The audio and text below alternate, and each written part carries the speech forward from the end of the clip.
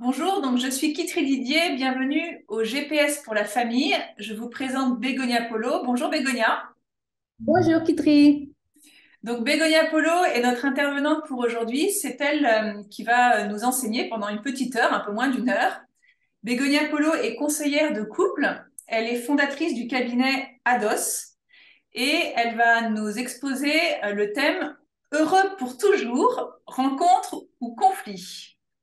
Donc, du coup, je voulais parler à suggestion des GPS de la famille des conflits, que c'est un sujet que je pense qu'on a toujours très peur à aborder.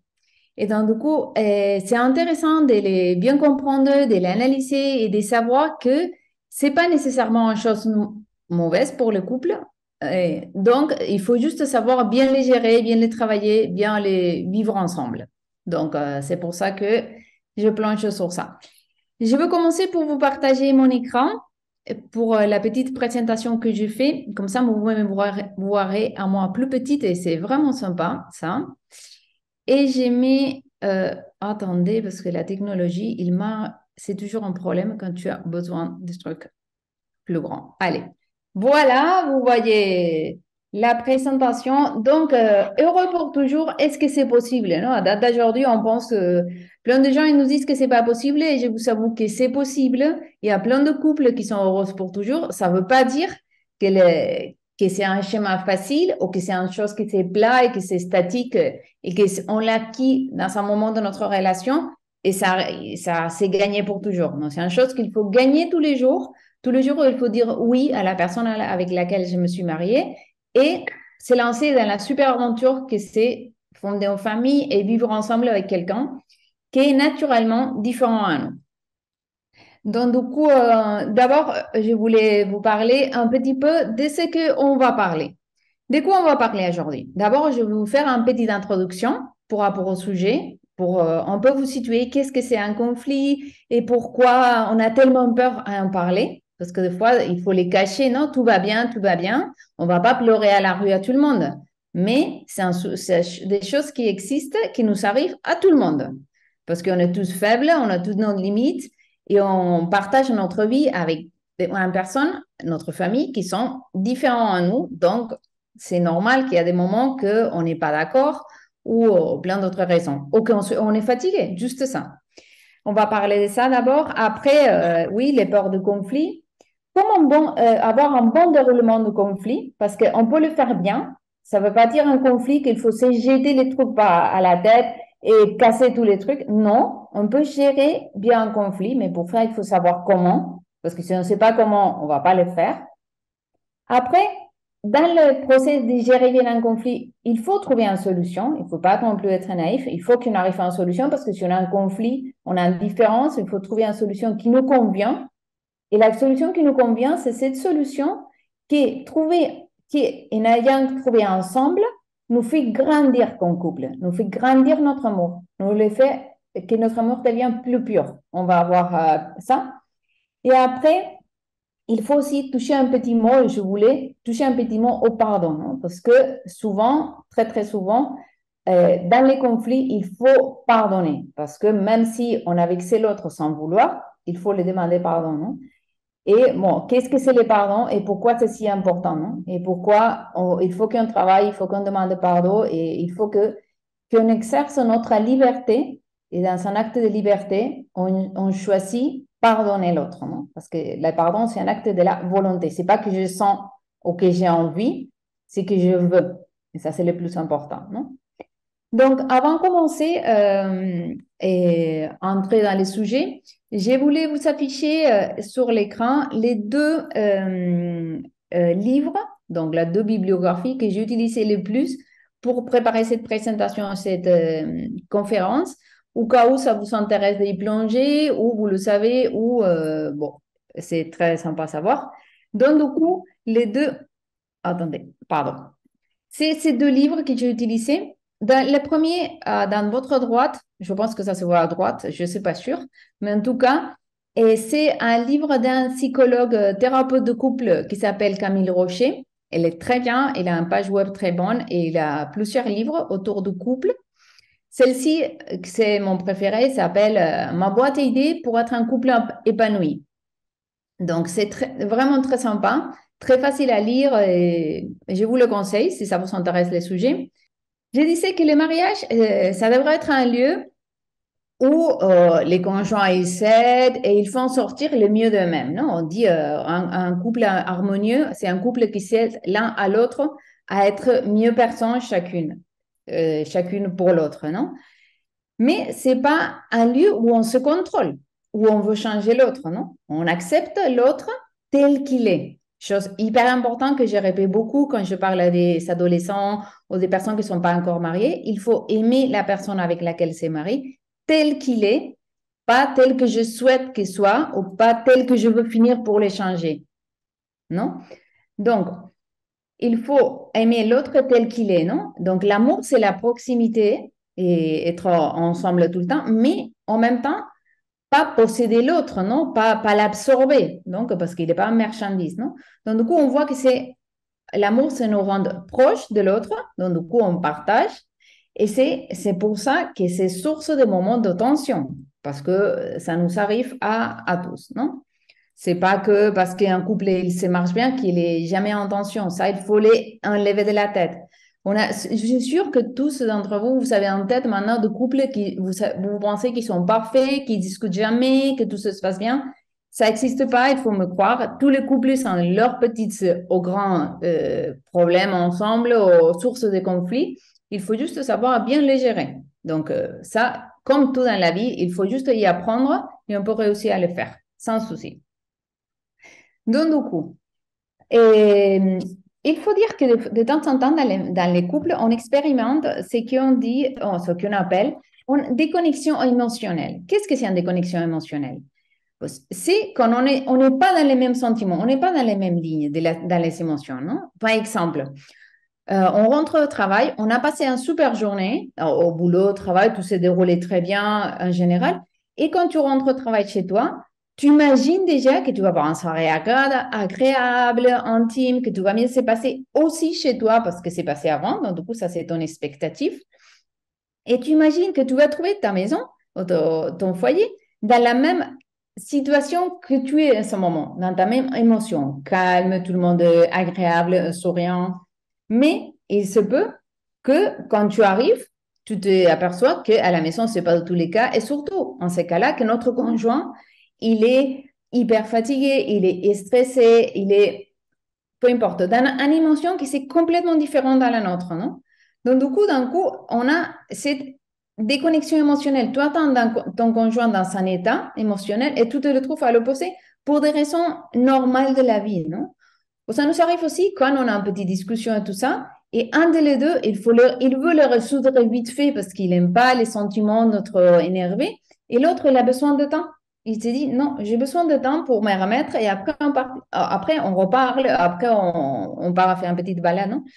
Dans ces moments, on a des moments de déconnexion émotionnelle.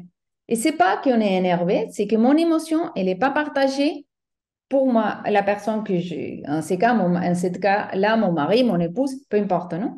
Donc, il faut pas, c'est pas bon de se garder tout ce genre de trucs.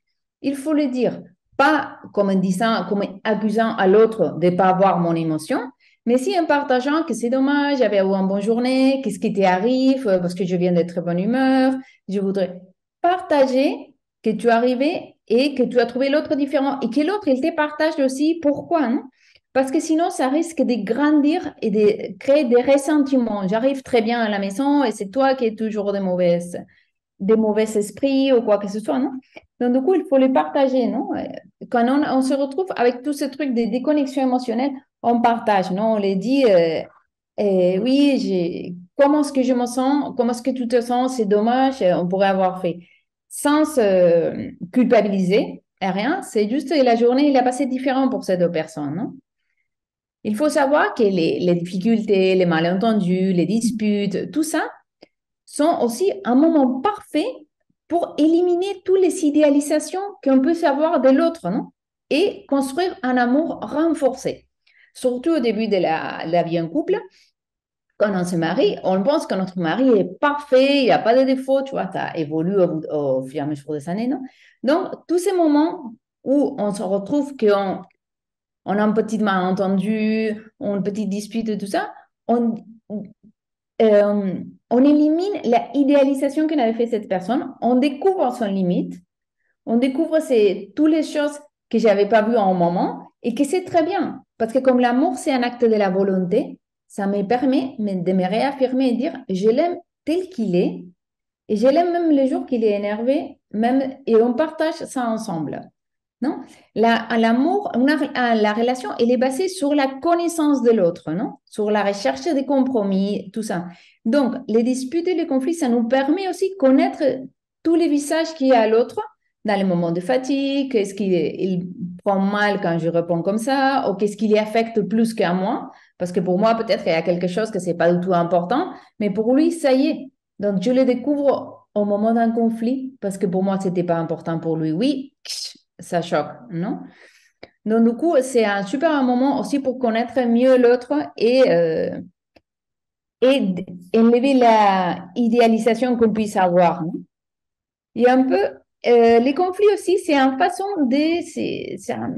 moment parfait pour aimer, mais d'une façon différente. On pense toujours à l'amour avec les cœurs et tout, les cœurs qui battent hyper fort. On est très content et comme dans les films. Ça arrive, ok, heureusement. Mais l'amour, c'est aussi quand on essaye d'aimer l'autre comme un acte de la volonté, même quand on ne comprend pas, même quand il est énervé, même quand j'essaie de comprendre ce qu'il arrive, quand j'essaie d'empathiser avec cette émotion que je ne comprends pas, je ne sais pas ce que j'ai dit, non? Donc, c'est pour ça que je dis que les conflits sont des appels à aimer d'une façon différente et plus intense. Parce que les conflits, c'est toujours les émotions qui sortent. Donc, du coup, l'intensité, il monte. Donc, et les conflits impliquent une croissance mutuelle dans les deux, parce qu'on cherche tous les deux un compromis, une construction d'un projet et une construction d'un projet encore plus solide. Pourquoi? Parce que dans ces points qu'on n'était pas d'accord, qui nous a fait avoir une discussion, un truc, dans ces coins, on y travaille et on devient plus solide, non? Et ça, c'est super important à savoir parce que normalement, on pense que les crises, les conflits, les malentendus sont comme des menaces pour notre couple. Ça, c'est ce qu'il nous a dit tout le temps. Et non, il faut savoir bien les gérer parce que ça devient un source de grandissement dans les couples, une source de construction d'un compromis encore plus solide.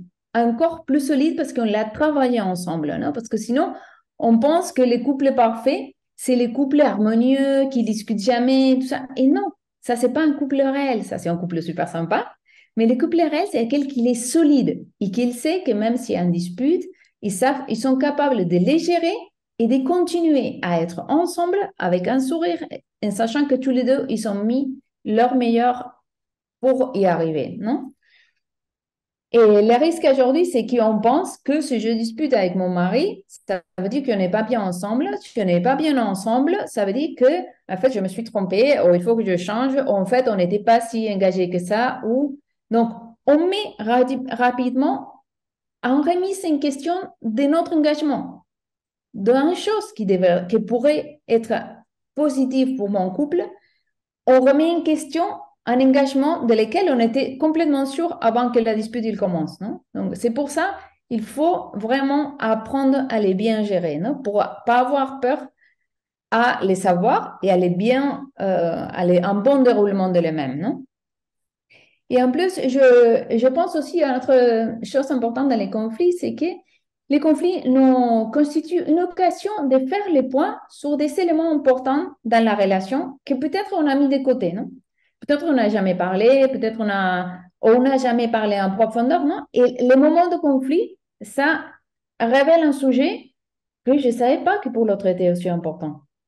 Et donc, du coup, c'est à ce moment que j'ai grandi en connaissance, c'est ce moment que on découvre d'autres caractéristiques, surtout d'autres choses que, en ce cas-là, si c'est la femme, que mon mari, il est dans le cœur et que moi, je n'avais même pas aperçu.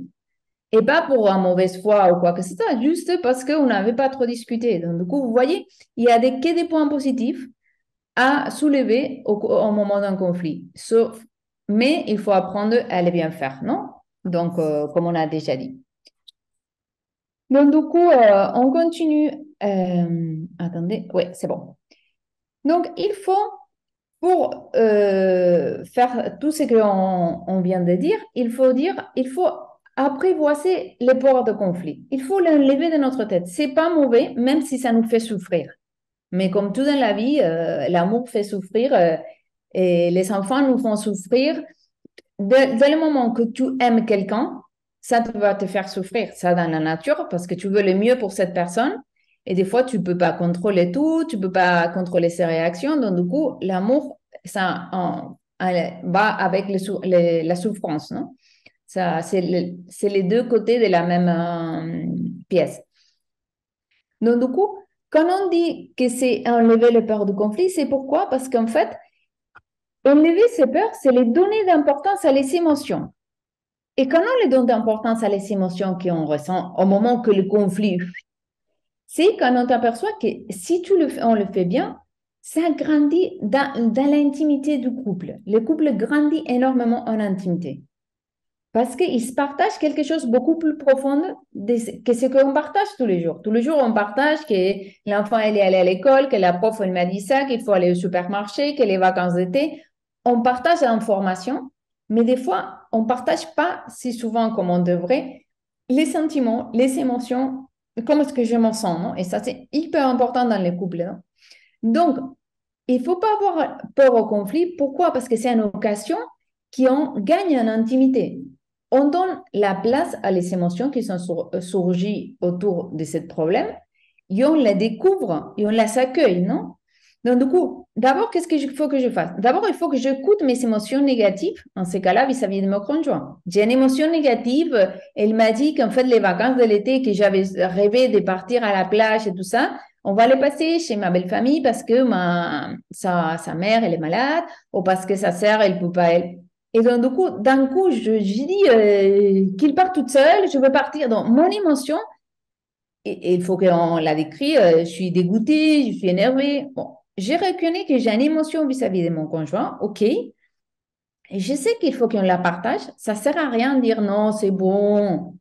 Même si finalement on va céder, même si c'est le cas, c'est beau qu'on partage l'émotion que ça nous a mis. Moi, j'étais dégoûtée, j'étais déçue.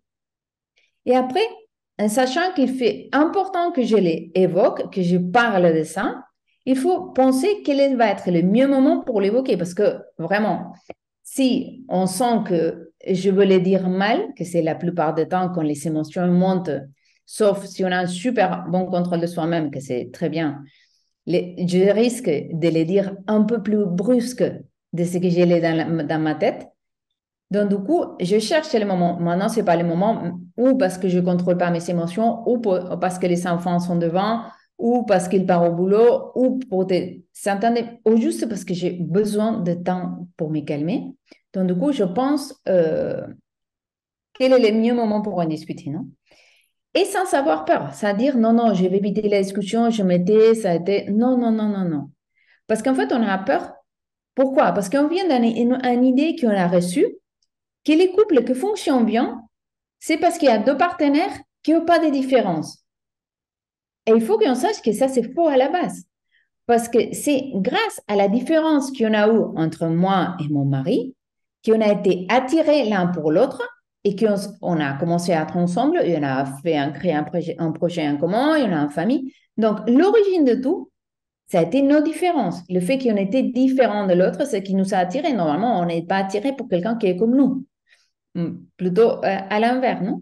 Donc, il faut accepter que ces différences qui nous sont réunies, ils ont leur côté aussi, entre guillemets, négatif, qui fait que des fois, on n'est pas d'accord, des fois, on ne pense pas pareil, des fois, on n'a pas la même priorité parce qu'on a été élevés dans deux milieux différents, et surtout parce qu'on est deux personnes individuelles, uniques, et chacune avec sa propre liberté qui agit de la façon qu'il veut.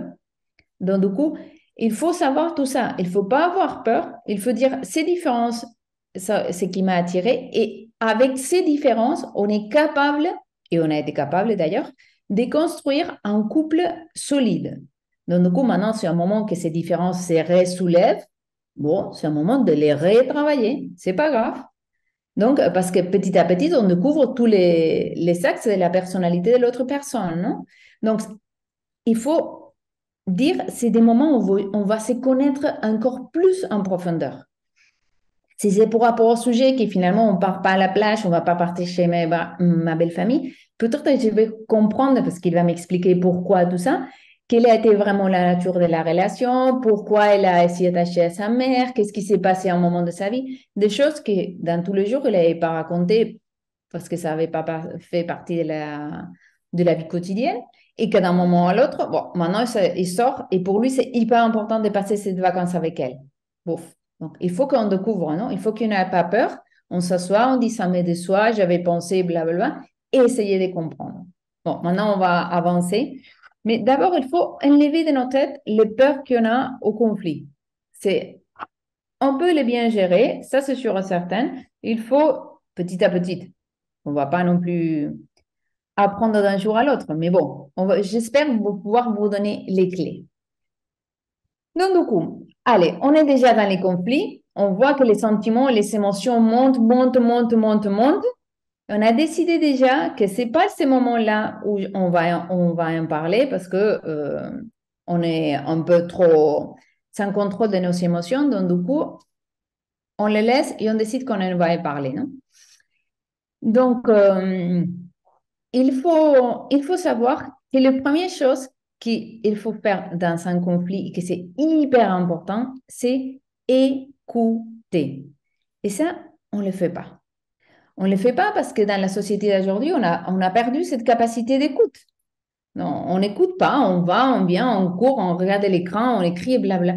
Donc, du coup, des fois, et surtout nous les femmes, qui on peut faire un milliard de choses en même temps, pas deux ou trois, un milliard, on pense qu'on peut écouter en même temps qu'on cuisine et en même temps qu'on envoie un WhatsApp à quelqu'un d'autre. Parce qu'en fait, on peut le faire.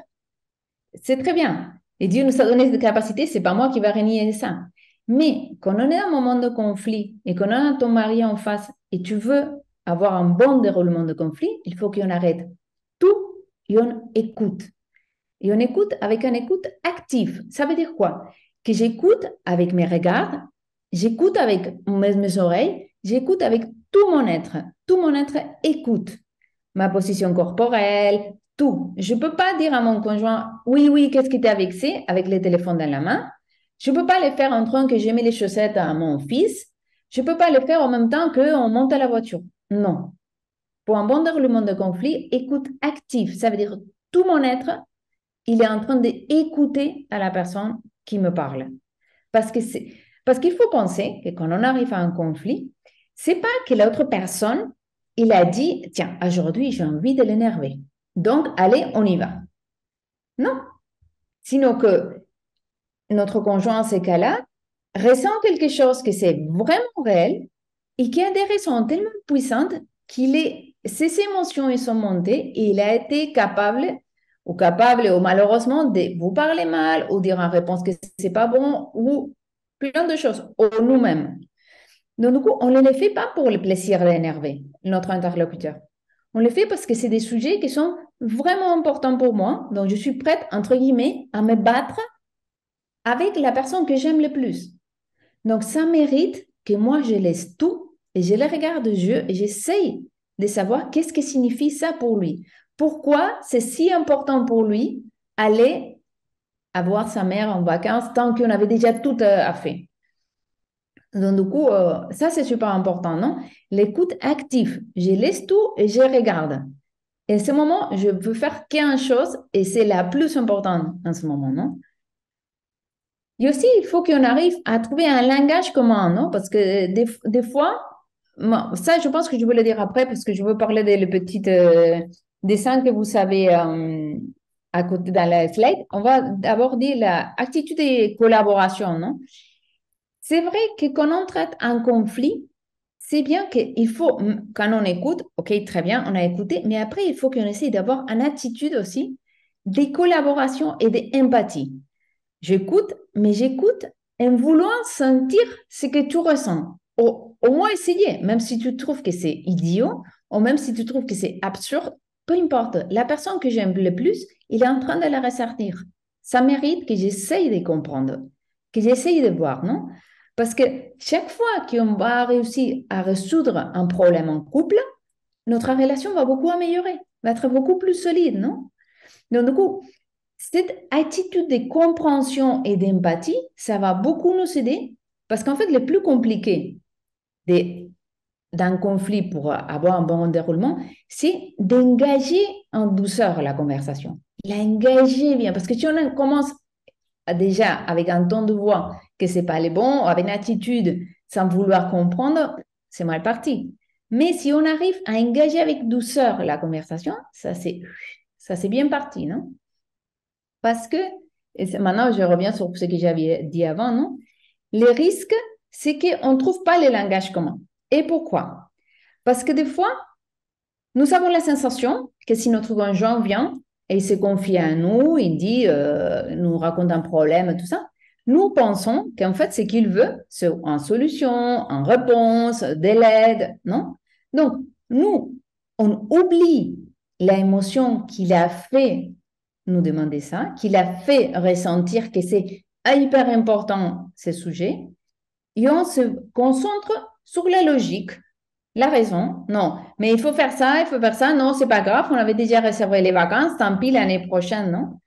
Donc, du coup, c'est un double langage parce que même si ça, c'est qu'on pourrait penser qui est attendu de nous, en fait, c'est beaucoup plus subtil ce qu'il faut faire, ce qu'il attend de nous. Parce que si qu'il attend cette personne qu'on est en conflit, qu'on a une chose qui l'énerve et qu'il est prêt à partager avec nous et même à se disputer, c'est compréhension. Donc, c'est vraiment les comprendre, non? De comprendre et comprendre l'émotion qu'il ressent, non? Et c'est pour ça que je vous avais fait cette petite dessin que vous voyez sur le slide, non? Quand mon conjoint me parle de son émotion, je peux faire deux choses. Ou les donner en solution, chose que c'est, il faut le dire, typiquement masculin, plus que les filles, de dire, j'ai un problème, je te donne la solution, fini. Ou essayer de les écouter avec la caractéristique qu'on a déjà dit, assurer que j'ai compris son émotion et après chercher une solution. Deuxième.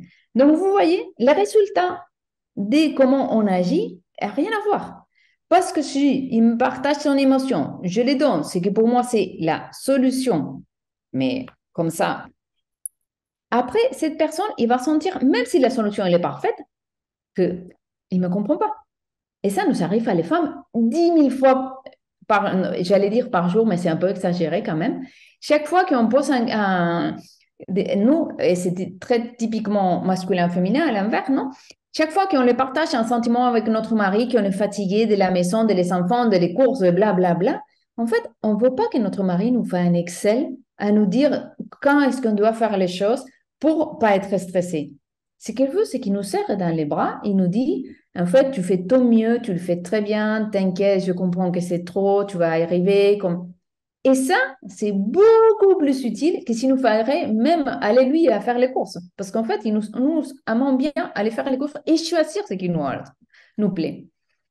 Donc, du coup, ça, c'est une situation typiquement comme ça, non? Donc, du coup, c'est beaucoup plus important l'écoute, l'assurer que j'ai compris l'émotion. Et comme ça, surtout, on a une intimité qui est réussie. On n'a pas fait un moment ensemble. Et c'est pas que parce qu'il nous a fait un câlin que c'est l'intimité, que je parle d'intimité. C'est une intimité beaucoup plus profonde. On a partagé une émotion ensemble. On s'est senti accueilli, compris et à la limite aimé. Et ça, c'est le mieux qui peut arriver à un couple, non? Arriver d'un conflit à se sentir aimé. Et ça, c'est le but, non? Donc, une fois qu'on a dit ça, on passerait à que même si on a bien écouté, on a tout fait, on a senti les sentiments, tout, on a fait tout ce que j'ai déjà dit, nickel, comme un livre, on n'est pas naïf. On veut trouver la solution. Parce que même si je comprends très bien mon mari qui veut aller partager les vacances avec sa mère pour des raisons texte, moi, je voulais aller à la plage pour des raisons texte. Et la solution, c'est partager en deux. Je ne peux pas aller de ceinture en haut à la montagne et de ceinture en bas à la plage. Je peux aller toute seule. Et la famille va rester ensemble les vacances. Donc, du coup, voilà quelle est la solution. Non? Donc, du coup, c'est un moment qu'on s'assoit, on se dit, OK, il faut trouver la solution. Mais quelle est la meilleure solution? La meilleure solution, c'est celle qui n'est pas écrite et qui nous fait grandir comme couple. Il ne faut jamais l'oublier. La meilleure solution, ce n'est pas celle que je pense que c'est la meilleure solution dans ma tête, parce que je vous assure que votre mari, il pense pareil. c'est la solution qui nous fait grandir comme couple. On va voir petit à petit, non? Donc, j'ai divisé, on va dire, la phase pour retrouver la solution en deux phases, en moi-même. En phase où on soulève le problème, première phase. Deuxième phase, d'où on trouve une solution. On la distingue. Pourquoi? Parce que d'abord, il faut soulever les problèmes. Les problèmes. Pas tous les problèmes que tout marche mal, non? Les problèmes, les circonstances, qu'est-ce qui se passe, quels sont les problèmes concrets liés à les émotions qu'on a dit avant. Quels sont les problèmes exacts? C'est le fait d'aller voir ma mère, c'est le fait de que ce soit montagne et pas plage, c'est le fait de que je sens que tu ne m'as pas demandé mon avis et ça m'a vexé. Quel est le problème? Parce qu'il y a plein, dans les mêmes problèmes, on va avoir des petites nuances. Donc, du coup, quel est le vrai problème? Et après, la créativité, non? Donc, du coup, quelques conseils pour la phase où on soulève le problème. Donc, on m'a dit, on soulève le problème. Donc, quand on soulève le problème, il y a plein de façons de soulever le problème. Parce que autant de façons qu'une personne dans le monde, non? Donc, je vous encourage vivement à que vous soulevez le problème d'une façon éminemment positive. On peut le dire, il y a un problème, oui, mais on est d'accord que même si les problèmes, si on ne se met pas d'accord, on a des vacances, on va partir ensemble, on a une chance d'être une famille unie. Il faut voir tous les positifs qu'il y a autour et dire, il y a ces petits points qu'il faut qu'on discute, mais il y a plein d'autres choses qui sont positives. Donc, du coup, il ne faut pas soulever les problèmes comme si le monde allait mourir et c'est guerre mondiale. Il faut le mettre dans le contexte. Il y a plein de choses qui vont bien. Ça, il faut qu'on se mette d'accord. Point. Positif, toujours positif. Il faut voir la bouteille mi-pleine, pas mi-vide. Surtout parce que c'est pas qu'il faut la voir, c'est qu'il est mi-pleine. Donc, du coup, il faut juste le montrer. Il est mi-pleine. Après, être précis, non? C'est pas ça et ça, et ça. En fait, non. Moi, ce qui me pose un problème, c'est tac. Exactement. Ce qui me pose un problème, c'est que c'est que tu n'as pas consulté avant de prendre la décision. Ce qui me pose un problème, c'est direct et clair. Pour pas tourner, parce que si on n'est pas clair, on va essayer de trouver une solution pour un problème que c'est pas le vrai problème. Parce qu'on a fait autant de tours, donc non. Ce qui me pose un problème, c'est ça, et le dire clairement. On a en face de quelqu'un qui nous aime et que vous restez dans le même bateau que nous toute la vie. Donc, du coup, on a tous les deux l'intérêt de les résoudre le mieux et le plus facilement possible. Donc, allez-y, on le dit direct, crash. Après, c'est super important dans cette phrase qu'on soulève les problèmes. On soulève les problèmes. Ça veut dire, je ne donne pas tous les motifs pour lesquels je veux te convaincre que mes solutions, c'est la mienne. C'est pas en ce moment. En ce moment, je me concentre à soulever les problèmes, à soulever ce que tu me dis. Ça, c'est l'important, le fait. Savoir qu'est-ce que... Non, tous les bonnes raisons que j'ai dans ma tête qui sont très bonnes. Mais si on essaie chacun de convaincre l'autre, on ne va pas avancer. Chacun il va essayer d'être dans sa position. On ne va pas rien avancer. Donc non, ce n'est pas ce moment-là. Aussi, exprimer les sentiments, non? Exprimer ce qui est le sentiment. Et commencer toujours pour moi, je me sens dans ces cas-là. Moi, j'ai ressenti. Il m'a fait penser, moi. Pas toi, toi, toi. Moi, moi. Et comme je vois les problèmes. Parce qu'il est en train de soulever, de mettre à plat la situation, les sentiments, les faits et tout ça. OK? Et prendre responsabilité de ma partie de l'origine des problèmes. Même si je suis complètement convaincue que ma partie de responsabilité, c'est un 3%. Très bien. On prend responsabilité de mon 3%. Mais on prend responsabilité. C'est très facile de dire non, c'est sa faute, c'est à lui de se trouver sa solution. Non. On est ensemble ici. On est dans les mêmes bateaux, comme je vous ai dit, on est ensemble. Donc, du coup, ça fait partie de ça, de dire, bon, dans ma part de responsabilité, toi, la part de la tienne, et entre les deux, en étant responsable, on va trouver la solution qui convient à notre famille. OK? Après, comme conseil, quand vous soulevez un problème, il faut soulever un problème à la fois. Parce que si on soulève un après l'autre, après l'autre, après l'autre, après l'autre, vraiment, quand on trouve la solution, on se trouve... Et on dit, non, non, je ne peux pas. Non, un problème à la fois. Quand on aura reçu un problème, on part dans le deuxième, mais un problème à la fois. Parce que c'est mieux, c'est plus facile, et surtout parce que, comme j'ai déjà dit, la résolution de chaque conflit, ça nous rend les couples plus solides. Donc, du coup, les suivants problèmes qu'on va résoudre ensemble, on sera déjà plus solide qu'avant. Donc, on le fera plus facile, on aura plus l'habitude, on connaîtra mieux en profondeur l'autre personne. Donc, forcément, ça sera plus facile. Toujours, ça sera plus facile. Donc, un problème à la fois, non? Et après, quand on soulève les problèmes, vérifier et révérifier que j'ai bien compris ce que l'autre veut dire. Donc, pour toi, c'est important d'aller voir ta mère parce que sinon, je crois avoir compris et l'autre croit que j'ai compris. Non, non, on s'assure. Donc, pour toi, c'est super important pour ça. Donc, tu ressens que je t'ai pas fait consulter, blablabla, pour savoir qu'on a bien compris et pour les donner à l'autre, c'est pas l'impression parce que c'est en fait, c'est la réalité, que j'assume, que je comprends, que j'accueille ce qui l'inquiète, ce qui les préoccupe, que je l'accueille, que je l'ai compris. C'est pas que j'ai juste dans mes idées, dans mes idées. Non, non, non. J'accueille ce que tu reçois, ce que tu ressens, pardon, et avec les problèmes qu'on a soulevés, on va voir qu'est-ce qu'on peut faire ensemble pour les résoudre, non? Donc, ça serait la phase des soulèvements de problèmes. On soulève un problème, on les met place loin, et enfin, on l'a soulevé, on se dit, allez, maintenant, il faut trouver la solution, non? Parce que, un peu, c'est le but, non? Qu'est-ce qu'on part dans la recherche de solutions? Bon, vous l'avez dans ce petit dessin que c'est pas trop compliqué à comprendre. Je vais plonger d'abord, non? Mais il faut savoir que quand on est dans ces moments de conflit qu'on vient de dire, donc avec les émotions, que même si on les maîtrise, ils sont quand même à fleur de peau, il faut savoir qu'on est là, mais que le cœur, il se referme encore très vite, non? Dans un obstacle. Donc, on est dans une attitude ouverte à partager les sentiments. Donc, si l'autre personne, si la personne que j'ai en face, il n'est pas dans la même attitude que moi, si je trouve un obstacle, mon cœur, il va se refermer pour se protéger, parce que j'ai peur qu'il me fait mal. Chose que c'est très humaine, non? Donc, du coup, il faut qu'on se pousse en dehors de notre réaction instinctive, que c'est se protéger, non? Parce que on a en face une personne qui ne veut pas nous faire du mal. On a une personne qui nous aime et et s'est engagé à partager la vie avec nous. Il s'est engagé à vouloir nous aimer tous les jours de sa vie. Donc, du coup, même si la réaction instinctive, c'est se protéger, non? Parce que ça, c'est les êtres humains, on veut se protéger des trucs.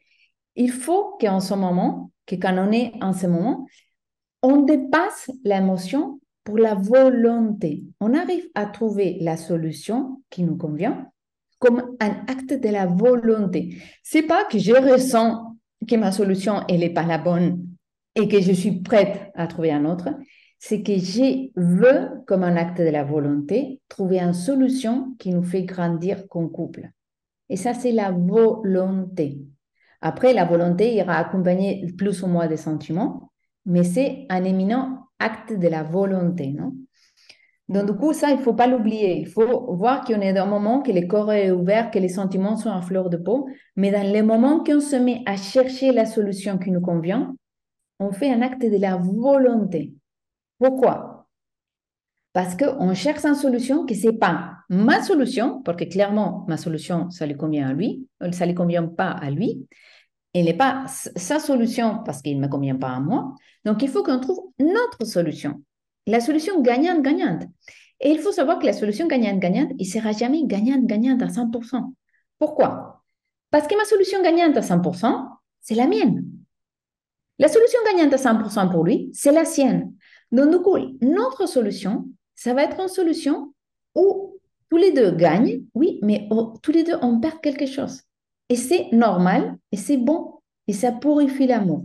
Pourquoi? Parce que forcément, pour trouver la solution qui nous convient, qui nous fait grandir, il va nous falloir que je renonce à une partie de ma solution parfaite. Et lui aussi. Donc, du coup, je veux gagner quelque chose de beaucoup plus important.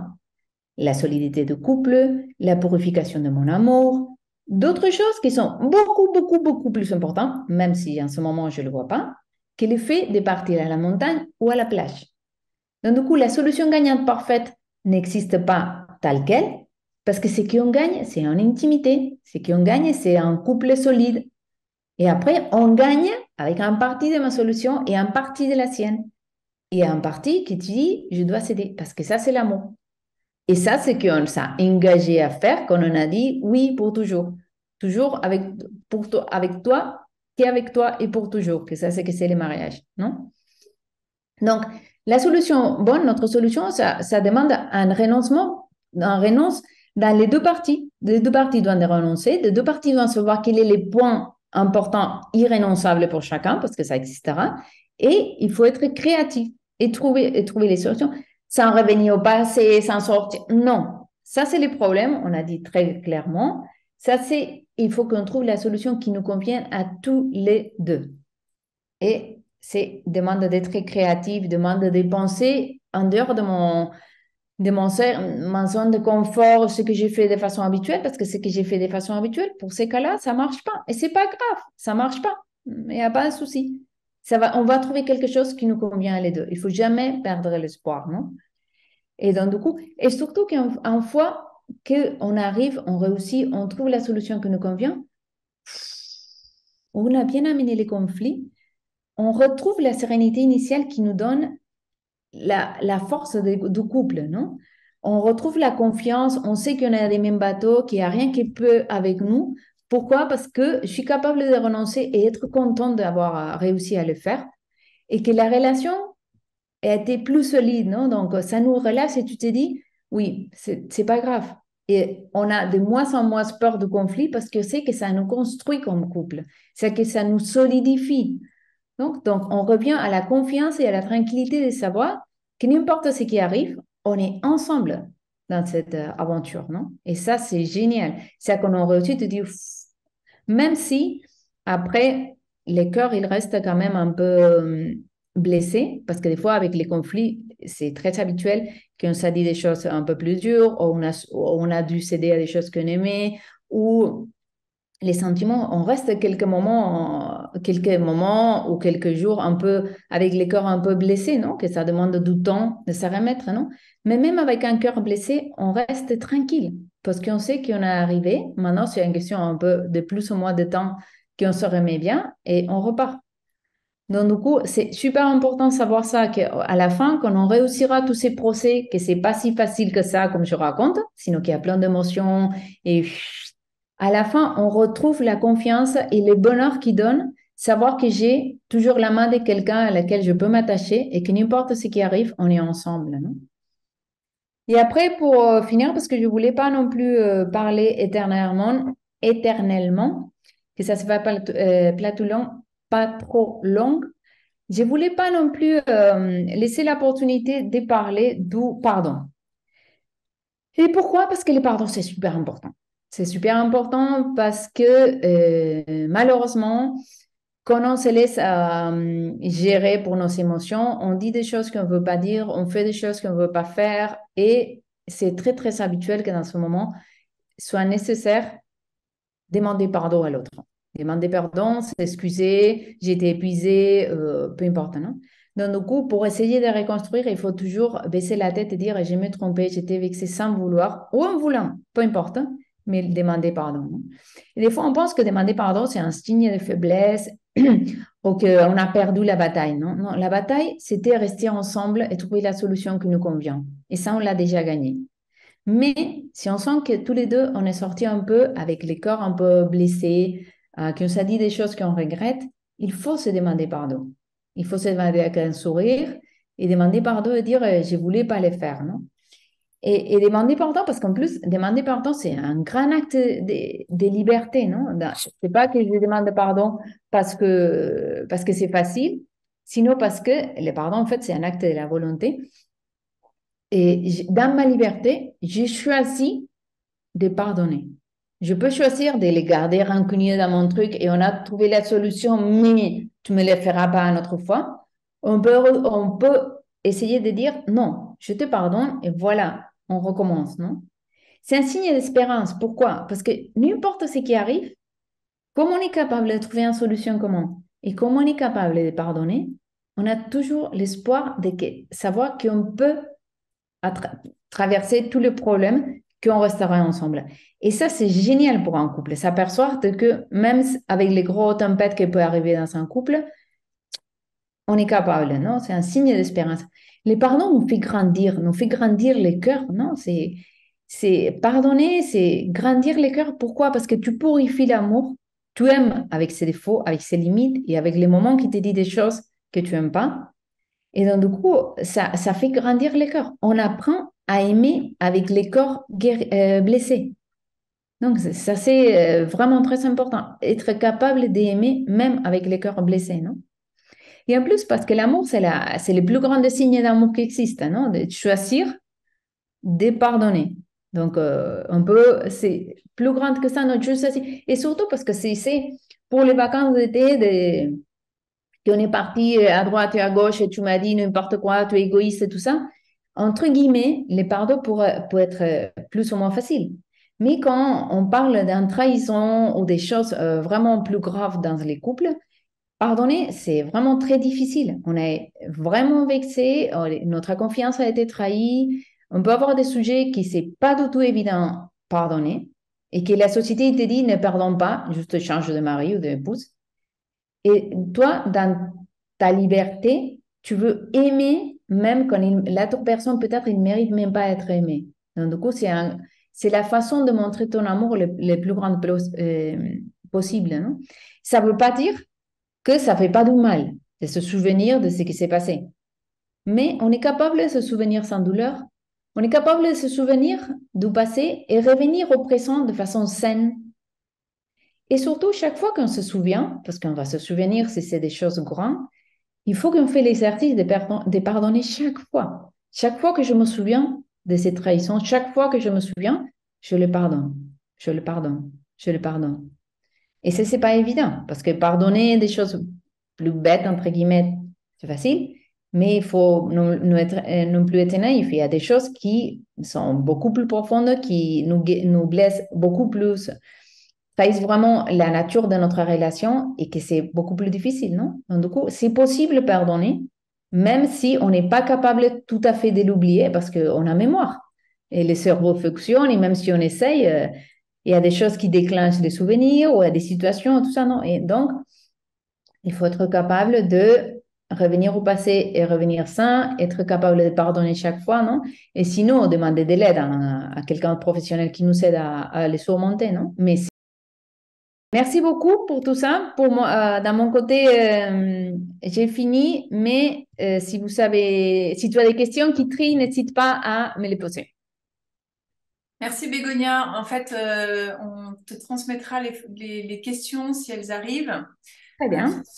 soit sur les commentaires du GPS pour la famille. Vous pouvez liker cette vidéo, vous pouvez la transmettre à vos amis. Vous pouvez écrire à Bégonia aussi à son adresse professionnelle et consulter le site de son cabinet Ados. Et merci Bégonia pour cet apport riche et plein d'espérance qui nous donne de voir le conflit dans une autre perspective, hein, complètement nouvelle. Et ça donne envie de traiter avec sérieux le prochain conflit. Merci beaucoup, Guidry. Merci Merci. Bégonia.